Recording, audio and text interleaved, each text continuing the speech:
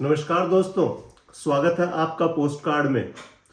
दोस्तों, मैंने तकरीबन 8 महीने पहले एक वीडियो बनाया था हनुमान बेनीवाल के ऊपर कि हनुमान बेनीवाल एक ऐसा नेता है जो अपने आप अपनी ही नज़रों में नेता है, न तो जनता उसको नेता मानती है और न पॉलिटिकल पार्टी के दूसरे जो लीडर्स हैं वो उनको नेता मानती हैं।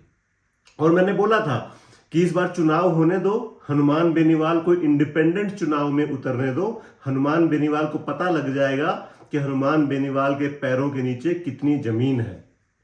राजस्थान विधानसभा के चुनाव के रिजल्ट आ गए और हनुमान बेनीवाल एक सीट जीते हैं, वो भी स्वयं की खुद की खीवसीर सीट। और कितने वोटों से जीते हनुमान बेनीवाल? 2059 वोटों से। कैसे जीते? रिकाउंटिंग करा के। रिकाउंटिंग में वोट कहां से लाए जीतने के लिए? Ballot vote, postal vote.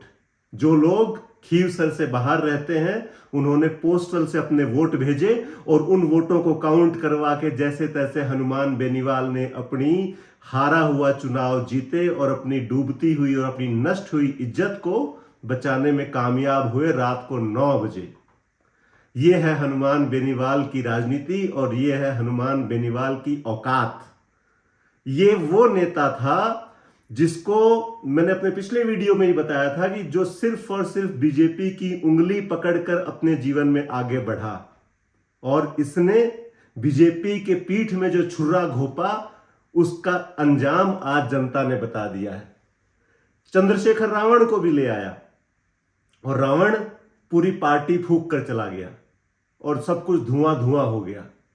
बिल्कुल वैसे ही धांधली करी अपने चुनाव में 2059 वोट, जैसे डोनाल्ड ट्रंप के साथ अमेरिका में धांधली हुई थी।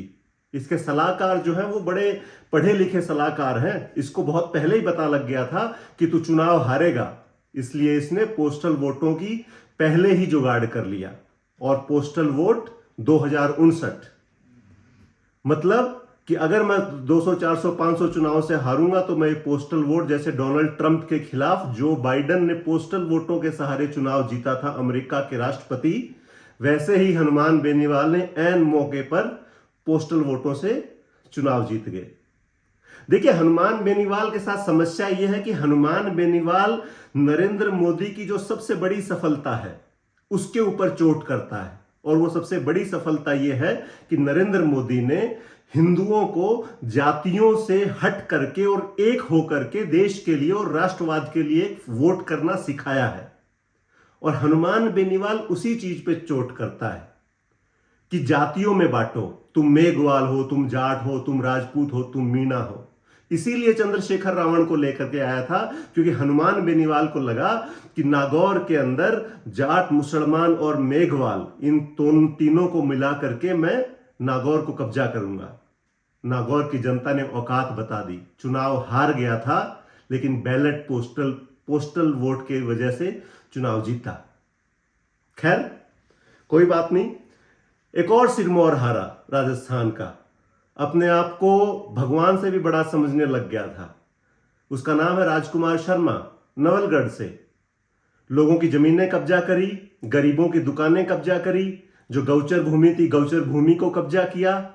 और अंत में क्योंकि ऐसा लगता था उसको कि मेरे विधानसभा क्षेत्र नवलगढ़ में 30,000 मुसलमान तो मेरे साथ हैं ही हैं और जाट कभी राजपूत का साथ नहीं देंगे, तो मुझे कौन हरा सकता है। जाटों ने पलटी मारी, एक राजपूत को दिल खोलकर वोट दिए और राजकुमार शर्मा को मिट्टी में मिला दिया। और यह अब कभी जीतेगा भी नहीं, यह भी स्पष्ट है। एक और फ्रॉड नेता हारा। फ्रॉड नेता सतीश पूनिया, भारतीय जनता पार्टी का पूर्व राजस्थान के अध्यक्ष। क्यों हारे? क्योंकि नीयत के अंदर खोट ही खोट भरा था। काबिलियत के नाम पर सिर्फ आरएसएस से जुड़ा होना था, उसके अलावा कोई काबिलियत नहीं थी। न आमेर के लोगों से कोई जुड़ाव था, न आमेर के जाटों से कोई जुड़ाव था, न आमेर की जनता से कोई जुड़ाव था। आमेर का जो विधानसभा क्षेत्र है वो हवा महल से शुरू होता है और हवा महल से शुरू हो जाइए आप और पूरे आमेर में घूमिए। मज़ारों का ऐसा जाल फैला हुआ है, जगह जगह पे मज़ार है, हर घर के बाहर मज़ार है, हर रोड के किनारे पे मज़ार है। लेकिन सतीश पूनिया को तो ऐसा लगता था कि नरेंद्र मोदी के नाम पे और आरएसएस से तो टिकट तो मिल जाएगी और चुनाव में मोदी के नाम पे जीत जाऊंगा। 10,000 वोटों से चुनाव हार गए हैं, 10,000 वोटों से। और इसी के साथ राजनीतिक जीवन लीला जो है वो समाप्त है राजनीति की। और कौन, एक और है बाड़मेर के एमपी कैलाश चौधरी। इस वक्त एमपी हैं लेकिन भविष्य में नहीं रहने वाले, क्योंकि बाड़मेर में जो प्रियंका चौधरी निर्दलीय के तौर पे जो चुनाव जीत के आई हैं उसकी वजह से नहीं रहेंगे। इन्होंने टिकट काट दी थी प्रियंका चौधरी की, और प्रियंका चौधरी को मैं आपको बताऊं कितनी मार्जिन से चुनाव जीती हैं बाड़मेर में। बाड़मेर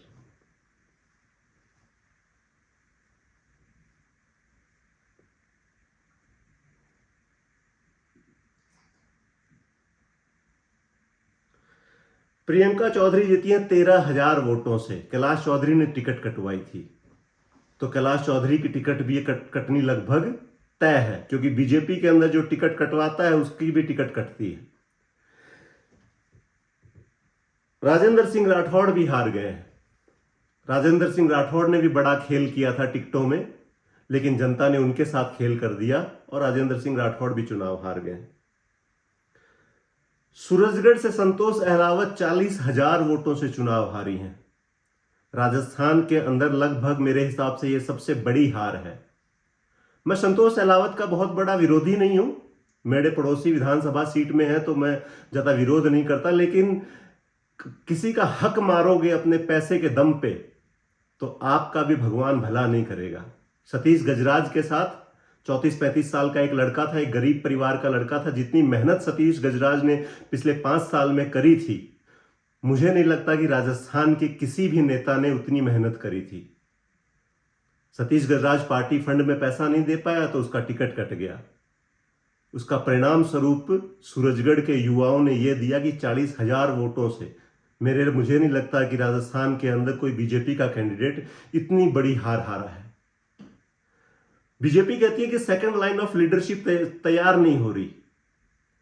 अगर आरएसएस का इसी तरीके से इंटरफेरेंस रहा बीजेपी के टिकट वितरण के अंदर तो सेकंड लाइन ऑफ लीडरशिप आप मान के चलिए कि अगले 100 साल में भी तैयार नहीं होगी। सतीश गजराज का टिकट काटा, एक जिताऊ कैंडिडेट था, सूरजगढ़ जीत थी। शिव से रविंद्र भाटी का टिकट काटा, एक 28-29 साल का लड़का, उसने 93,000 वोटों से 7,000 वोटों से वो चुनाव जीत के आया निर्दलीय। अगर वो बीजेपी से लड़ता तो आप सोचिए कितनी बड़ी जीत होती उसकी। ये सब टिकट जो है ये आरएसएस ने कटवाए थे। पिलानी से कैलाश मेघवाल का चुनाव टिकट कटा। क्या है पिलानी का? पिलानी का आपको मैं बताऊं, Pitram Kada 73,000 vote, Rajesh Dhaiya 58,000 vote, Kailash Meghwal 36,000 vote. तो 58 और 36 लगभग 1 लाख वोट, 60,000 और 35,000, 95,000 वोट। कांग्रेस यहां पे अगर कैलाश मेघवाल को टिकट मिलती तो यहां पे तकरीबन 25,000 से चुनाव हारती कांग्रेस। आरएसएस ने इंटरफियर किया, राजेश धैया को लेके आए, कैलाश मेघवाल निर्दलीय लड़े और चुनाव हार गए।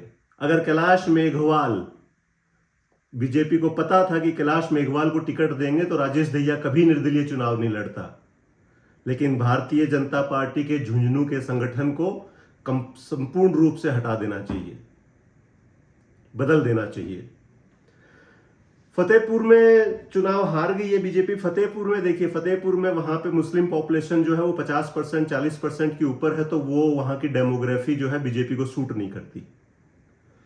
वही मंडावा में है, मंडावा में भी नरेंद्र खिचड़ चुनाव हार गए। झुंझुनू पूरा जीता हुआ जिला बीजेपी हार गई है। पूरे 7 विधानसभा सीटों में से बीजेपी 5 सीट जीत सकती थी, आज 2 सीटें जीती है, सिर्फ और सिर्फ झुंझुनू के संगठन की वजह से। बीजेपी के संगठन ने चुनाव हराया बीजेपी। तो हनुमान बेनीवाल क्यों चुनाव हारे? हनुमान बेनीवाल इसलिए चुनाव हारे क्योंकि हनुमान बेनीवाल ने चंद्रशेखर रावण को उतार करके और अपने जो नुकसान हो रहा था उसको डबल कर लिया। चंद्रशेखर रावण एक ऐसे नेता हैं जो भीड़ जुटाने में तो बहुत आगे हैं, लेकिन लोग उनको वोट नहीं देते, क्योंकि चंद्रशेखर रावण के अंदर समस्या यह है कि वो जनजातीय समाज को या SC/ST समाज को बेवकूफ समझते हैं। उनको ऐसा लगता है कि ये गरीब लोग हैं, इनके अंदर दिमाग नहीं है, मैं इनको देश के खिलाफ, मैं इनको हिंदू धर्म के खिलाफ भड़काऊंगा और ये मेरे साथ आ जाएंगे। लेकिन आजकल जमाना बदल गया है, सोशल मीडिया का जमाना है। चंद्रशेखर रावण की खुद की तो जमानत जब्त होती है उत्तर प्रदेश में, और हनुमान बेनीवाल उसके साथ अपना भविष्य तराश रहे थे। अब सोचिए हनुमान बेनीवाल कितने बिना एक्सपीरियंस वाले राजनेता हैं। इनको यही नहीं पता कि चंद्रशेखर रावण के साथ आने से मेरा नुकसान होगा या मेरा फायदा होगा, और अब एक पूरा चुनाव गवा दिया ये समझने के लिए कि चंद्रशेखर रावण की औकात क्या है, जब आप चुनावों की बात करते हैं तो। और हनुमान बेनीवाल अपने आप को राजस्थान का मुख्यमंत्री समझता था, एक विधायक की सीट नहीं जीत पाए। आगे की राजनीति क्या है? आगे की राजनीति 0 बटा सन्नाटा। लोकसभा चुनावों में इस बार बीजेपी कोई गठबंधन नहीं करेगी हनुमान बेनीवाल के साथ। जब विधानसभा में नहीं किया तो लोकसभा में तो सवाल ही नहीं उठता। सांसदी भी जाएगी, सिर्फ एक विधायक बन के रहेंगे। भारतीय जनता पार्टी की सरकार बनेगी, और जो अपशब्द इन्होंने प्रधानमंत्री नरेंद्र मोदी और अमित शाह के खिलाफ हनुमान बेनीवाल ने बरते हैं, हनुमान बेनीवाल का भविष्य राजस्थान की विधानसभा में कुछ भी नहीं है। अगला चुनाव जमानत जब्त होगा हनुमान बेनीवाल को, क्योंकि बीजेपी की सरकार होगी, काम कोई करा नहीं पाएंगे, और लोग तंग आ चुके हैं इनकी बातों से। ये जो बांटने वाली, ये जो भड़काऊ बातें करते हैं, लोग इनसे तंग आ चुके हैं। तो एक और जाट नेता का जो है वो राजनीतिक जीवन लीला जो है वो खत्म हो गई है। तो इस अंक के लिए इतना ही। बहुत बहुत धन्यवाद, बहुत बहुत आभार, नमस्कार।